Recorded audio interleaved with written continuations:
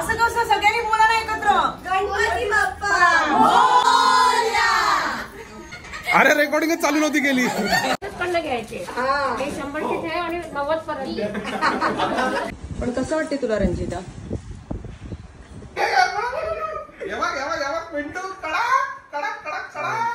गणपती बाप्पा मोरया. नमस्कार मंडळी, मी भारती म्हात्रे पुन्हा एकदा तुमचं सिम्पली स्वादिष्टमध्ये खूप खूप मनापासून स्वागत करत आहे. खूप दमल्यासारखं झालंय, सर्दी झालीये, खोकळा झालाय, अंग दुखतोय, हलकासा ताप आलेला आहे, पण सब चलतंय. कारण गणपती होते, 10 दिवस बाप्पांची सेवा करायचं जो अनुभव आम्ही घेतलाय तर ते खरंच खूपच मस्त होतं. बाप्पांचं काल विसर्जन झालं आणि खूप एकटेपणा वाटतो आता, एकदम असा रिकामं असं वाटतंय. पण काय करणार, आगमन झाल्यानंतर विसर्जनाची सुद्धा आपल्याला तयारी ठेवावी लागते का, असा दिवस सुद्धा येणार आहे. पण 10 दिवसात जे काय आम्ही केलं, छोटे मोठे जी मज्जा केली किंवा बाप्पांची आरती म्हणा किंवा जी काय तयारी, ते तुम्हाला मला दाखवायला आवडेल. आता नो डाऊट 10 दिवस घर भरलेला असतो, पूर्ण दिवस संपूर्ण दिवस कॅमेरा घेऊन तर फिरता येत नाहीये, पण जेवढं पॉसिबल झालं तेवढं मी कॅप्चर करायचा प्रयत्न केलाय आणि तेच तुम्हाला दाखवणार आहे. तर मंडळी, आज आपण गणपतीचे 10 दिवसाला काय काय केलंय ते थोडक्यात बघूया. तर व्हिडिओ संपूर्ण पहा, कारण प्रत्येक क्लिपमध्ये काहीतरी वेगळं तुम्हाला दिसणार आहे. तर मंडळी, व्हिडिओ संपूर्ण पहा आणि आवडल्यास नक्कीच लाईक, शेअर आणि कॉमेंट करायला बाकी विसरू नका. आणि चला आता सुरू करूया आपण गणपती बाप्पांचा व्लॉग. शनिवारी 7 सप्टेंबरला गणेश चतुर्थीचा दिवस होता आणि आमच्याकडे बाप्पांची मूर्ती आदल्या दिवशीच घेऊन येतात, कारण सकाळी सकाळी त्यांची पूजा होते आणि सकाळी सकाळी मग तेवढी धावपळ करायची नसते आणि म्हणून बाप्पांचं आगमन म्हणजे शुक्रवारी आदल्या दिवशी होतं. आणि या प्रकारे आमच्या ज्या काकू आहेत, सुजाता काकू आहेत, ते त्यांचं वेलकम करत आहेत. हळदी कुंकू वगैरे आपण लावू शकत नाही आहोत, फक्त देवाची नजर काढली जाते आणि थोडक्यातच त्यांना वेलकम केलं जातं.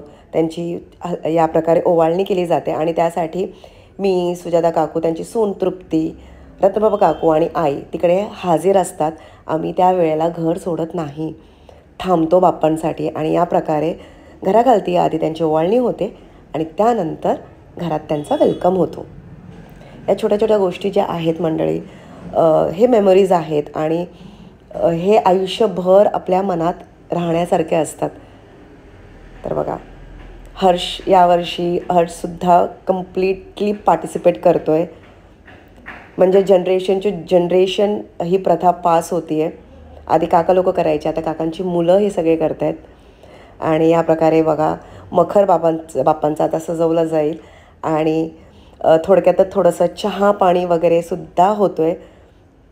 आता सध्या तर मी तुम्हाला इथे काय बोलू शकत नाही, इन द सेन्स तुमच्याशी वार्तालाप करू शकत नाही, म्हणून मी व्हॉइस ओव्हर करते, कारण बाहेर खूप आवाज आहे. प्रत्येकजण चहा कॉफी वगैरे पितात. विचार केला मी पण 2 घोट घेतीच आहे. आणि इथे झाली दुसऱ्या दिवसाची सकाळ, म्हणजे गणेश चतुर्थीची सकाळ. इथे मी चना मसाला बनवलेला आहे, जवळजवळ 1 किलो, आणि त्याचसोबत तुरडाळ आहे, मूग कोबीची भाजी आहे. संपूर्ण रेसिपी दाखवू शकत नाही, पण येस, चना मसाल्याची रेसिपी दाखवेन, कारण शेवटच्या दिवशीसुद्धा ही भाजी बनणार आहे आणि ते व्लॉगमध्ये मी तुम्हाला दाखवणार आहे, म्हणजे नेक्स्ट व्लॉगमध्ये. तर इथे बघा, मस्त पातेला भरून वरणसुद्धा आपला तयार आहे. वरणाची रेसिपी खूप वेळा दाखवली आहे मंडळी. आणि हे कोबी मटर, एका गणपतीच्या व्लॉगमध्ये कोबीची भाजी कशी बनवायची ती संपूर्ण रेसिपी दाखवली आहे मंडळी. ते तुम्ही व्लॉग चेक करू शकता, गणेश चतुर्थीचंच व्लॉग आहे. आणि इथे चाललं आहे बाप्पाच्या मखराची सजावट, कारण नॅचरल फुलांची सजावट आम्ही करतो 11 दिवस.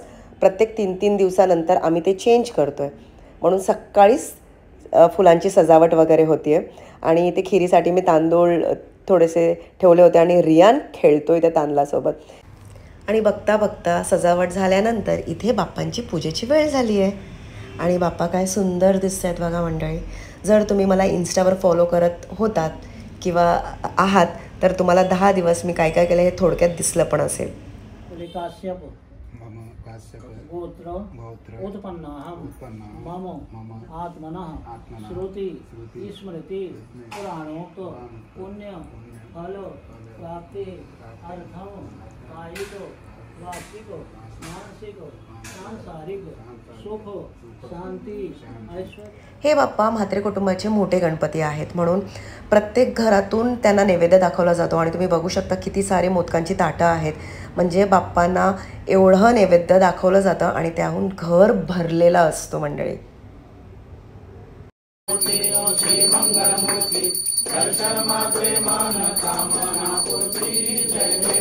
असं कसं सगळ्यांनी बोला ना एकत्र, गणपती बाप्पा.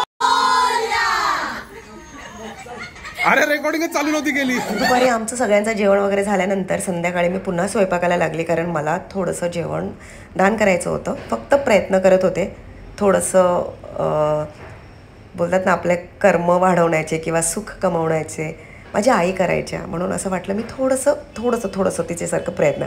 आणि इथे बघा आता आपल्याकडे कोण आलं आहे. ही आहे क्रेझी फूडी रंजिता. तिला तुम्ही ओळखतच असाल. क्रेझी फूडी रंजिता आपली खास मैत्रीण. खूप गप्पा मारल्या आम्ही. थोड्याशाच तुम्हाला मी दाखवल्या. प्रवास थोडा मोठा 1.5 वर्षाचा होता. 1.5 वर्षाचा प्रवास होता. प्रवासी गाडी चालत होती थांबत होती, चालत होती थांबत होती, पोहोचतच नव्हती. मग ठाण्याला फॉल्ट घेतला. ती म्हणाली बघ मी ठाण्यापर्यंत पोहोचली, बस आत्ता तुर्भ्याला पोहोचेल. मग बाप्पा आले, मग आलीच की घरी. मग बाप्पा ती ट्रेन अशी खेचली जोरात. आता माझा ठाण्याचा प्रवास बाप्पा नंतर. नाही जेव्हा हिचं थायलंड, सिंगापूर, मलेशिया हे सगळं होईल आणि मधला एखादा दुसरा दिवस तुझ्याकडे उरेल ना तेव्हा मी तुझ्यासाठी वेळ काढीत. कशाला आधी करतेस? पण ट्रिप कशी चाललेत ग? खूप छान, मस्त छानच एकदम. चला आता तुम्ही सगळे एकदा लेडीज ट्रिप लेडीज स्पेशल मध्ये माझ्या बघा. खरंच सांगते लेडीज स्पेशल एकदम माझा फन थोडा वेगळ्या प्रकारे असतो. आय कॅनॉट बी लाईक दिस. असं अरे हॅलो फ्लाय विथ रंजिता सोबत बसमध्ये कोणीच असं बसायचं असं कोणी बसू शकत नाही. म्हणजे जे विचार पण करून आणले असते ते असंच बसायचं तेही नाही बसत. त्यांच्या मधलं पण बालपण बाहेर येत यायलाच पाहिजे. हे किती मज्जा करत मग आपण आपण पण अजून मग ते त्यांना अजून काय काय वेगवेगळं सुचलं. म्हणून जर मज्जा करायची असेल तर प्लीज फ्लाय विथ रंजिता है ना. पाहिजे तिथे जायची तयारी तुम्ही ठेवा कारण रंजिता आणि खूप 3-4 तास एकत्र होतो आणि खूप बरं वाटलं. संपूर्ण व्लॉग तिने अपलोड केलेला आहे तर तुम्ही प्लीज क्रेझी फूडी रंजितामध्ये जाऊन तो व्लॉग पहा आणि फॉलो करा तिला. खूप छान व्लॉग करते, खूप मस्त काम करते मंडळी. कसं वाटते तुला रंजिता? म्हणजे काय खातेस तू ते सांग तर खरं. भोपळा आणि वालाची भाजी, पनीर भुर्जी, बटाट्याची भाजी, डाळ आहे, लोणचं, पुरी, भात, पापड आणि हे मसाले सिम्पली स्वादिष्ट मसाले. त्याच्यामुळे त्याची चव अजून दुप्पट झालेली आहे. म्हणजे वाढताना इतका छान सुगंध येत होता. आहा काय छान सुगंध सुटलेला आहे. खाऊन बघ. ओवीला गाणे आणला. ओवीला पुढच्या वेळेस आणे. शाळा चालू आहे ना. जेवण वगैरे झाल्यानंतर पुन्हा आम्ही गप्पा मारत बसलो आणि वेळ कसं निघून गेला तेच कळलं नाही. दिवसा अशी मज्जा असते गप्पा मारत कामं करत आणि रात्रीची मज्जा काय वेगळीच असते. ती सुद्धा थोडक्यात तुम्हाला दाखवते. एकीकडे मोठ्यांचा गेम असतो म्हणजे आम्ही रात्रभर बाप्पाला जागवतो, रमी वगैरे खेळतो पण घरच्या घरी. आणि इथे काकू लोक नाश्त्याची तयारी करतात. 10 दिवस 10 वेगवेगळ्या प्रकारचे नाश्ते असतात आणि आज सुजाता काकूंचे दहीवडे आहेत. तर मंडळी या खायला आणि थोडीशी मज्जासुद्धा बघा सोबत काय काय होतंय ते. चिंटूला आणि राहुलला फ्राईड आणि हे पण ना सगळं अरे आम्हाला पण द्या. चालले बोलतं आता कोणी मागू नका.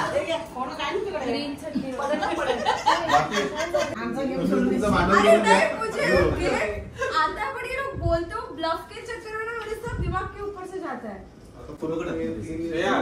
रमी में दिमाग इधर ही काम आता है. ये ऐसे गेम में काम आता है. बाकी तो सब इजी रहता है. रमी इतना ये है ना हम लोगों को भी नहीं समझता. रमी हम लोगों को नहीं समझता, हम दूसरों को समझाते हैं. वाह वाह वाह. हाँ बघ ना और सब लाल पत्ते छुपा के काले पत्ते दिखाते होते.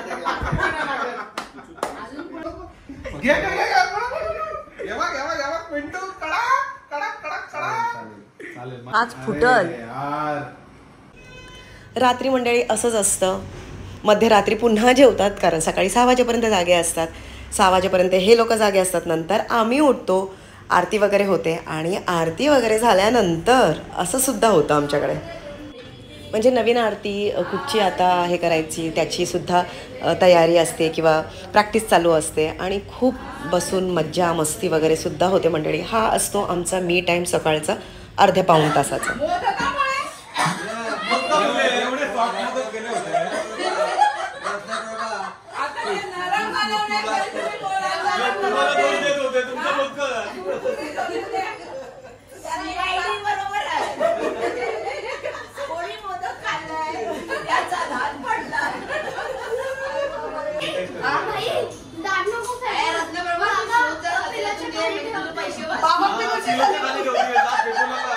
तर मंडळी अशी असते सकाळची मस्ती आणि आता आहे संध्याकाळची आरती.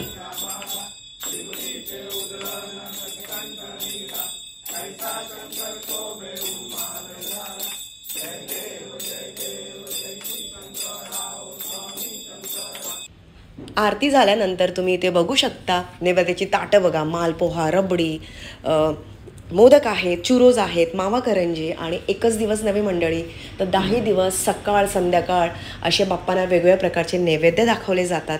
जे बाप्पांना आपण फक्त एक घास दाखवतो आणि उरलेलं आपण खातो आणि आपण आपले वजन वाढवतो. जे मला इन्स्टावर फॉलो वगैरे करतात त्यांना ह्या सगळ्या स्टोरीज माहीतच असतील. हो ना. नेक्स्ट इयर स्कॅनर लावून या बेटा. बाप रे.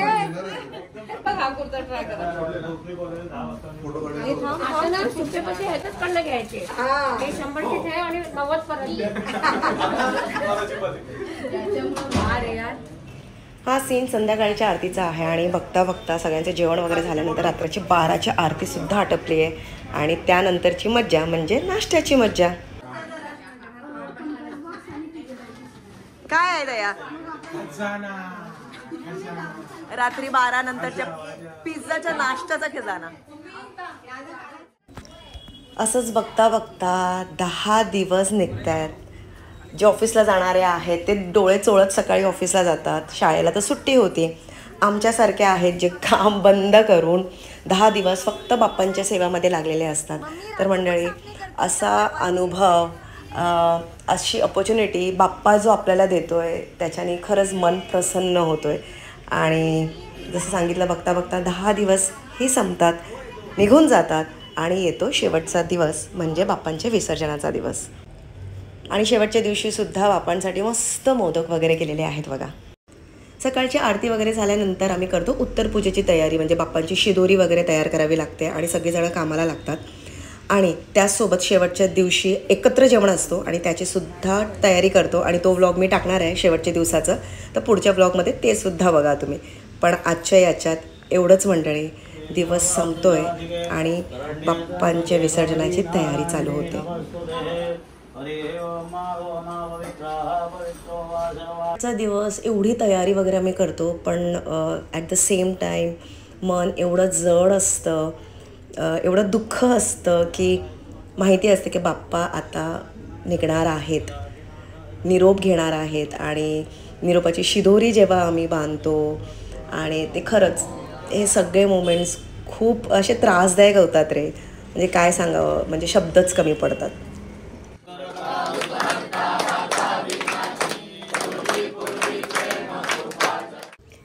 शेवटच्या दिवशी सुद्धा बाप्पांना सजवलं आहे. तुम्ही बघू शकता काय छान फुलांची वाडी बाप्पांसाठी बनवली आहे. सुंदर दिसत आहेत. मंगल मूर्ती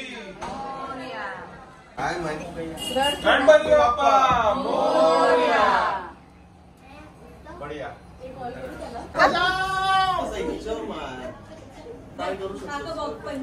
अरे ते ये नाही ठेवलं कुरमुरी कुरमुरी. ते काळ्यांची आशीर्वाद आहे. काळ्यांची मोरया. मंगल मूर्ती मोरया.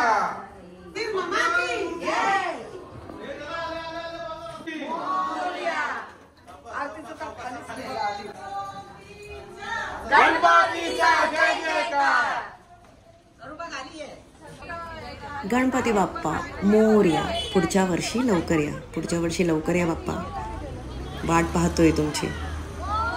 आणि असंच मंडळी शेवटचा दिवस बाप्पांची विसर्जनाची तयारी आणि इथे संध्याकाळी आमची जेवणाची तयारी जे सगळे काकू लोक करत आहेत आणि काय काय बनणार आहे हे तुम्हाला मी पुढच्या ब्लॉगमध्ये दाखवेन.